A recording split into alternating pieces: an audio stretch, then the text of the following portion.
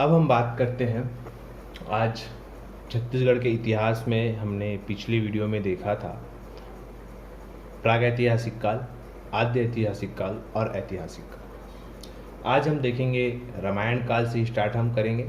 रामायण काल, महाभारत काल, बौद्ध धर्म में छत्तीसगढ़ का परिदृश्य कैसा था, जैन धर्म में क्या हुआ और अंत में आपका चैदी महाकाल या बोल सकते हैं महाजनपद काल तक हम आएंगे। महाजनपद काल में आज हम यहाँ तक पढ़ेंगे। तो सबसे पहले मैं बात करूँ कि छत्तीसगढ़ जो है रामायण काल से ही बहुत ही फेमस था। बहुत साक्ष्य हमें मिले हैं, यहाँ के इतिहासकारों ने बहुत से साक्ष्य यहाँ पे हमें बताए हैं। तो सबसे पहले इसी के चरण में मैं आपसे बात करूँ तो रामायण काल में छत्तीसगढ़ को देखिए, रामायण काल में छत्तीसगढ़ को दक्षिण कोसल कहा जाता था। याद रखिएगा, रामायण काल में छत्तीसगढ़ को क्या कहा जाता था? दक्षिण कोसल कहा जाता था। छत्तीसगढ़ को दक्षिण कोसल कहा जाता था। रामायण काल में छत्तीसगढ़ को दक्षिण कोसल कहा जाता था। ये पूछ चुका है क्वेश्चन कि रामायण काल में छत्तीसगढ़ को किस नाम से जाना जाता था। तो रामायण काल में छत्तीसगढ़ को दक्षिण कोसल के नाम से जाना जाता है। इसके बाद बात करें कि छत्तीसगढ़, पूरे छत्तीसगढ़ को, लेकिन अगर हम पर्टिकुलर बस्तर क्षेत्र की बात करें, देखिए ये जो है पर्टिकुलर बस्तर क्षेत्र है इतना, इस बस्तर क्षेत्र की मैं बात करूं तो रामायण काल में बस्तर क्षेत्र को हम क्या नाम से जानते थे? दंडकारण्य के नाम से जानते थे। हम किस नाम से जानते थे? दंडकारण्य के नाम से जानते थे। रामायण काल में छत्तीसगढ़ को दक्षिण कोसल के नाम से जानते थे और बस्तर का जो नाम था वो दंडकारण्य था। रामायण काल में हमें छत्तीसगढ़ को दक्षिण कोसल और बस्तर को दंडकारण्य के नाम से जानते थे। अब देखिए यहाँ पे ये हुआ कि जब राम जी वनवास को गए उस समय छत्तीसगढ़ के से होते हुए गए, ऐसी मान्यता है यहाँ के इतिहासकारों की।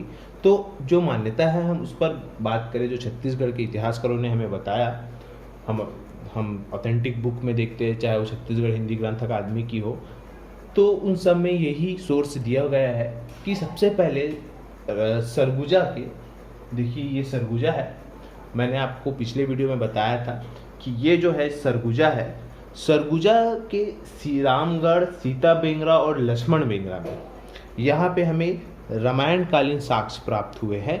इसको बोल सकते हैं रामायण कालीन साक्ष्य हमें मिले हैं। कहाँ मिले हैं? सरगुजा के, रामगढ़, सीता बेंगरा और लक्ष्मण बेंगरा में हमें रामायण, सरगुजा के जो रामायण के हमें साक्ष्य प्राप्त हुए हैं। इसके बाद हम बात करें रायगढ़ की। रायगढ़ के एक राम झरना है, यहाँ ये रायगढ़ है। रायगढ़ में राम झरना में हमें रामायणकालीन साक्ष्य प्राप्त हुए हैं। इसके बाद जांजगीर चांपा के खरौद में, ये जांजगीर चांपा है जहाँ पे खरौद में ये मिला है कि खरदूषण का वध हुआ था। वहाँ पे खर और दूषण नामक राक्षस थे, वहाँ पे इनका वध किए थे राम जी ने। तो ये कहाँ पे है? आपका खरौद में। खरौद में कहाँ है? जांजगीर चांपा के खरौद में खरदूषण का वध हुआ था। इसके बाद शिवरी नारायण, ये बहुत ही फेमस है। शिवरी नारायण कहाँ है? हमारे जांजगीर चांपा में। कहा जाता है कि शिवरी नारायण जब में भगवान राम पहुँचे तो वहाँ पे सबरी माता जी ने राम को अपने जूठे बेर खिलाए थे। तो ये जो वाक्य है बहुत ही फेमस है कि सबरी के जूठे बेर शिवरी नारायण में खिलाए थे राम जी को, और ये कहाँ है? जांजगीर चांपा में। इसके बाद मैं बात करूँ कांकेर के पंचवटी। देखिए ये कांकेर है आपका, यहाँ पे पंचवटी से क्या हुआ था? आपका सीता का हरण हुआ था। इसके पहले क्या हुआ था? ये महासमुंद में अगर हम उधर से आए तो देखिए ये जो है इस प्रकार से राम जी ने ऐसा विचरण किया था। ये तो यहाँ पे महासमुंद है, यहाँ पे वाल्मीकि आश्रम है जहाँ पे लव और कुश का क्या हुआ था? जन्म हुआ था। कहाँ हुआ था? लव और कुश का जन्म वाल्मीकि आश्रम में हुआ था। इसके बाद ये जो है बस्तर, जो कि है दंडकारण्य, जहाँ पे वनवास के समय राम जी ने ये बस्तर में समय बिताया था, वनवास के समय। तो ये आपका क्या हो गया? रामायणकालीन स्थल, जो कि यहाँ से सरगुजा, रायगढ़, जांजगीर चांपा, महासमुंद, कांकेर होते हुए बस्तर में रहे राम जी। तो ये थे रामायणकालीन। अब हम बात करते हैं महाभारत का। महाभारत काल। अब ये क्या होता है, महाभारत काल में मैं बात करूं तो छत्तीसगढ़ को महाभारत काल में प्राक कोसल कहा जाता है। छत्तीसगढ़ को महाभारत काल में प्राक कोसल कहा जाता है। इससे पहले मैंने आपको बताया था कि रामायण काल में छत्तीसगढ़ को दक्षिण कोसल कहा जाता था और जो बस्तर है उसको दंडकारण्य कहा जाता था। उसी प्रकार से छत्तीसगढ़ को प्राक कोसल कहा जाता है महाभारत काल के समय। बहुत ही इंपॉर्टेंट है, कई बार क्वेश्चन पूछ चुका है कि महाभारत काल में छत्तीसगढ़ को किस नाम से जाना जाता था, तो प्राक कोसल के नाम से, और बस्तर को जाना जाता था कांतार के नाम से। बस्तर को क्या नाम से जाना जाता था, कांतार के नाम से। अब एक जगह और है कि गुप्त काल में, तो जब मैं गुप्त काल में आपको बताऊंगा तो तीनों का एक टेबल बना दूंगा। रामायण काल, महाभारत काल और गुप्त काल में छत्तीसगढ़ और बस्तर को किस नाम से जाना जाता था, ताकि आप लोगों को समझने में आसानी हो। तो फिलहाल ये महाभारत काल छत्तीसगढ़ प्राक कोसल के नाम से जाना जाता था, बस्तर कांतार के नाम से जाना जाता था। इसके बाद अगर हम यहाँ पे जो महाभारत कालीन स्थल के बारे में मैं बात करूँ तो महाभारत कालीन स्थल के जैसी हम बात करें, सबसे पहले बिलासपुर। ये बिलासपुर में रतनपुर है। देखिए ये बिलासपुर में रतनपुर जगह है ये, जहाँ पे रतनपुर को महाभारत काल में मणिपुर बोलते थे। क्या बोलते थे, मणिपुर बोलते थे। रतनपुर को महाभारत काल में मणिपुर कहा करते थे। यहाँ पे इसकी विशेषता ये है कि ये जो है ताम्रध्वज नामक राजा है, उसकी राजधानी थी। उनकी राजधानी क्या थी, रतनपुर, जिसका जो प्राचीन नाम क्या है आपका, मणिपुर। मतलब महाभारत कालीन जो नाम है वो है मणिपुर। इसके बाद मैं बात करूं तो इसके बाद मैं बात करूं तो जांजगीर चांपा। ये जांजगीर चांपा में ये गुंजी है। ये गुंजी जो है उसका प्राचीन नाम है आपका भंडार। गुंजी का जो प्राचीन नाम है वो क्या है, भंडार। ये देखिए ये भंडार गुंजी का प्राचीन नाम, जहाँ पे हमें ऋषभ देव की जानकारी मिली है। गुंजी से हमें ऋषभ देव की जानकारी मिली है, जो कि कहाँ है, जांजगीर चांपा में। तो ये रतनपुर से ताम्रध्वज जी की राजधानी, गुंजी जो है आपका ऋषभ देव की जानकारी। अब हम महासमुंद चले। महासमुंद के सिरपुर में, देखिए ये सिरपुर है। सिरपुर को महाभारत कालीन नाम क्या था, चित्रांगदापुर। क्या था, चित्रांगदापुर क्या था, महाभारत कालीन सिरपुर का नाम था। यहाँ ये क्या था, बब्रुवाहन की राजधानी। सिरपुर क्या थी, बब्रुवाहन की राजधानी थी। बब्रुवाहन की राजधानी क्या थी आपका, सिरपुर।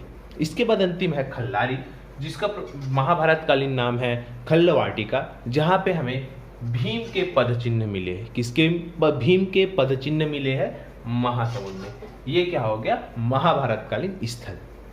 तो ये है आपका महाभारत कालीन स्थल, रतनपुर, गुंजी, सिरपुर, खल्लारी, जहाँ पे आपको बिलासपुर से रतनपुर, मणिपुर जो उसका प्राचीन नाम था, ताम्रध्वज की राजधानी थी। जांजगीर चांपा में गुंजी, जिसका प्राचीन जो महाभारत कालीन नाम था भंडार, जहाँ पे ऋषभ देव की जानकारी मिलती है। महासमुंद के सिरपुर को चित्रांगदापुर, महाभारत कालीन नाम, बब्रुवाहन की राजधानी थी। खल्लारी जो है खल्लवाटिका, जो कि भीम के पद चिन्ह, ये है आपके क्या, महाभारत कालीन स्थल। इसके बाद हम बात करें बौद्ध धर्म, जैन धर्म और महाजनपद का। तो देखिए ये है बौद्ध धर्म, देखिए ये है बौद्ध धर्म। अब हम बौद्ध धर्म में हम क्या करेंगे कि बौद्ध धर्म से हमको ये याद रखना है कि कौन से धर्मगुरु किस जगह से मिले हुए हैं। सबसे पहले मैं बात करूं तो गौतम बुद्ध जी जो है वो सिरपुर में आए हुए थे।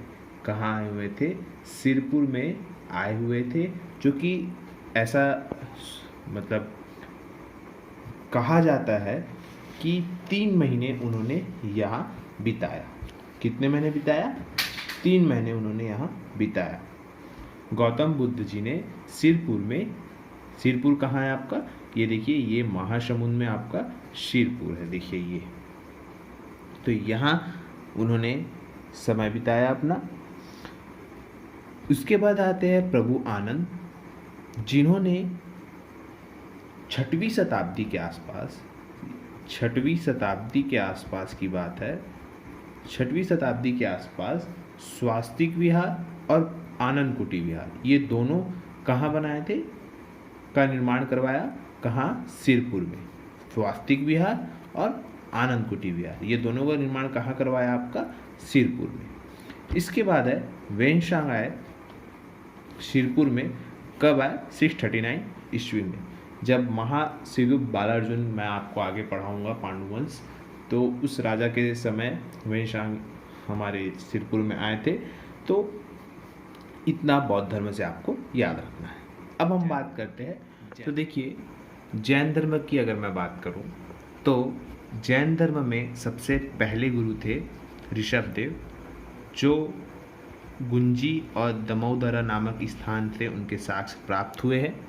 गुंजी, दमोदरा, ऋषभदेव, जो कहाँ है आपका, ये जांजगीर चांपा, ये जो जगह है ऋषभदेव हमारे कहाँ है, जांजगीर चांपा, गुंजी, दमोदरा, याद रखिएगा, गुंजी, दमोदरा, याद रखिएगा, गुंजी, दमोदरा, याद रखिएगा, गुंजी, दमोदरा, याद रखिए। इसके बाद दूसरे जो गुरु है, मतलब 16वें गुरु शांतिनाथ। शांतिनाथ का जो संबंध है वो भाटागुड़ा।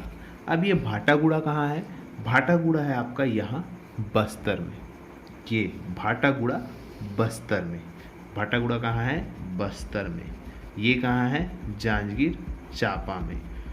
ऋषभदेव जी जांजगीर चांपा, गुंजी, दमोदरा, शांतिनाथ बस्तर, भाटागुड़ा। अब है पार्श्वनाथ, 23वें तीर्थकर है, जो कि नकपुरा, जो कि कहाँ है, दुर्ग में है। तो ये नकपुरा दुर्ग से संबंधित है, नकपुरा दुर्ग। और 24वें तीर्थकर है महावीर स्वामी, जो आरंग है। आरंग कहाँ है, रायपुर में है, ये रायपुर से संबंधित है। तो इस प्रकार से ये जैन धर्म में ऋषभदेव, गुंजी, दमोदरा, शांतिनाथ, भाटागुड़ा, पार्श्वनाथ, नकपुरा, महावीर, आरंग, इस प्रकार से। अब अगर हम महाजनपद काल की बात करें, महाजनपद काल की, तो महाजनपद काल में क्या हुआ था, ये अगर इंडिया का मैप है भारत का, ये तो देखिए मैप अच्छे से नहीं बना, तो देखिए ये यहाँ पे क्या था, हमारी चेदी महाजनपद था, चेदी महाजनपद था, जिसकी राजधानी क्या थी, जिसकी राजधानी क्या थी, शक्तिमती, जिसकी राजधानी क्या थी, शक्तिमती। और यही जो चेदी महाजनपद है, इसको चेदीगढ़ बोलते थे, और इसी चेदीसगढ़ बोलते थे, और इसी का ही अपभ्रंश क्या था, छत्तीसगढ़ बना। तो ये था महाजनपद काल। तो आज हमने क्या क्या पढ़ा, महाभारत काल, रामायण काल, बौद्ध धर्म, जैन धर्म और महाजनपद काल। तो आज के लिए इतना ही। अब नेक्स्ट वीडियो में हम यहाँ के राजवंशों के बारे में पढ़ेंगे कि यहाँ किन राजवंशों ने शासन किया। तो आज के लिए इतना ही। आशा करता हूँ आप लोगों को वीडियो अच्छा लगा हो। इसे लाइक करें, शेयर करें एंड सब्सक्राइब करें। अब हम मिलते हैं नेक्स्ट वीडियो में।